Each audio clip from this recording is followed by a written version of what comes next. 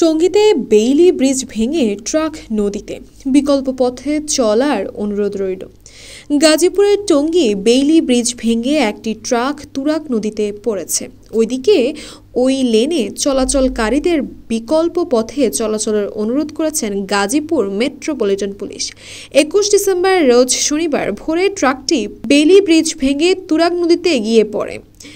Gazipur metropolitan পুলিশের উপ police commissioner Ibrahim খান বলেন, শনিবার সকালে তুরাগ নদীতে ট্রাক পড়ে যাওয়ার তথ্য পাওয়ার পরপরই পুলিশ ঘটনাস্থলে যায়। ঘটনাটি সড়ক ও জনপথকে জানানো হয়েছে, তারা এ বিষয়ে ব্যবস্থা গ্রহণ করবে।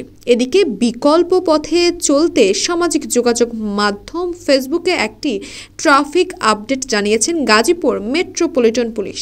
ওই ট্রাফিক আপডেটে বলা হয়েছে, সম্মানিত যাত্রীবৃন্দ, ঢাকা ময়মনসিংহ মহাসড়কের ময়মনসিংহমুখী টঙ্গীস্থ বেইলি ব্রিজটি আজ ভোরে ভেঙে গিয়েছে।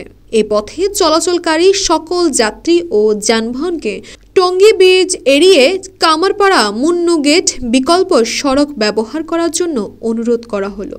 এ বিষয়ে বক্তব্য জানতে গাজীপুর সড়ক ও জনপথের নির্বাহী প্রকৌশলী KM শরীফুল আলমের মোবাইলে একাধিকবার ফোন দেওয়া হয়। তিনি ফোন রিসিভ না করায় বক্তব্য নেওয়া সম্ভব হয়নি। তাসপিয়া তাবাসসুম, এই সময়, ঢাকা।